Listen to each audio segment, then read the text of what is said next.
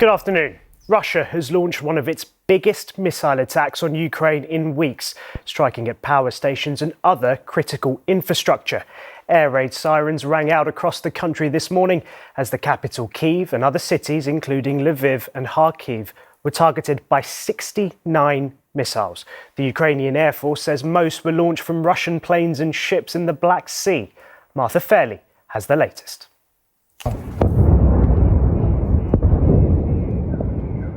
It is a sound now all too familiar to residents of Ukraine's capital, Kyiv.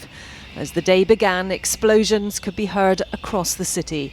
A massive barrage of Russian missiles aimed at the country's power networks in a war of attrition. Anastasia, a medic on call, was forced to take shelter in a metro station, but is growing weary of the constant attacks. We are just tired of this, she said. Yes, we are trying to react and go to the shelter, but this interrupts our life. We don't know how long the war will last. It's hard to be afraid every day and put your life on hold.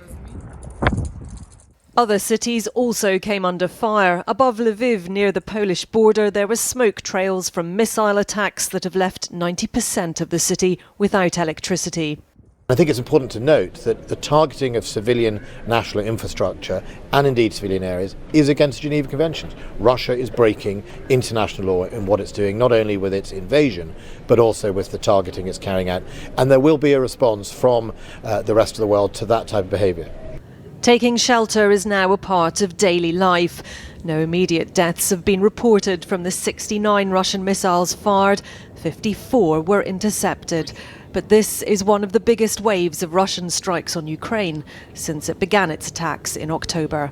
Martha Fairley, ITV News. Merseyside police have arrested a third person in connection with the murder of a woman in a pub on Christmas Eve. 26-year-old Ellie Edwards was shot in the head at a pub in Wallasey. Detectives say she wasn't the intended target. Officers are now questioning two men in their 30s and a 19-year-old woman. There's also been a third arrest in connection with the Boxing Day murder of footballer Cody Fisher, who was stabbed to death in a Birmingham nightclub. Police arrested the new suspect early this morning in London. And the government says there are no plans for mandatory COVID tests for people travelling to the UK from China. The United States is the latest country to impose tests since a surge in Chinese cases.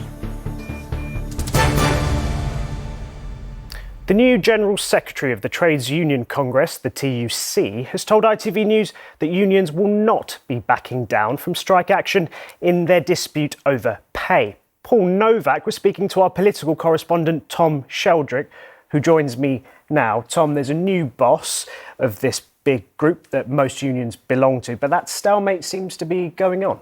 Yes, Paul Novak comes in amid the biggest wave of industrial unrest in a generation. But speaking to him today, there was no sign of any real change in the trade unions' approach. They are demanding significant pay rises amid the rising cost of living.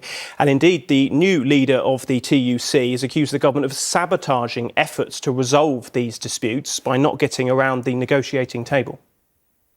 Well, I think it's the government that needs to take a different approach. Unions have been very clear from the outset of these disputes. They're prepared to sit down and negotiate pay with ministers and with public sector employers. Well, there can't be movement unless there are talks, and the government has refused to engage in meaningful pay talks with our unions.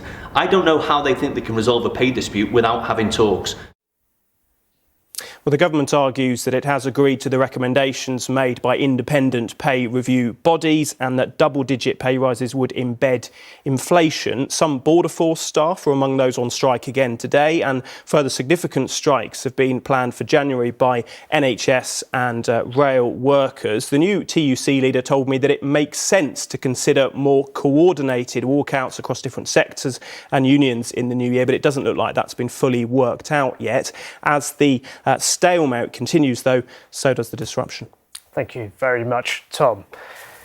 In America, National Guard troops are going door to door in New York State, checking on people who lost power during recent massive snowstorms. At least 60 people are thought to have died, and there are fears more victims could be found. Meanwhile, another fierce storm has hit the US West Coast. Jay Akbar reports. In the United States, paralysed by an apocalyptic snowstorm, the cleanup had barely begun on the East Coast when another deadly threat struck the West.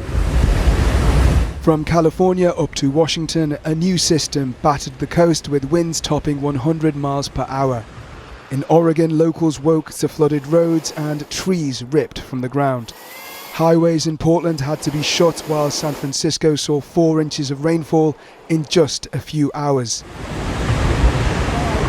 This new weather system, known as an atmospheric river, has made an already dreadful week much worse.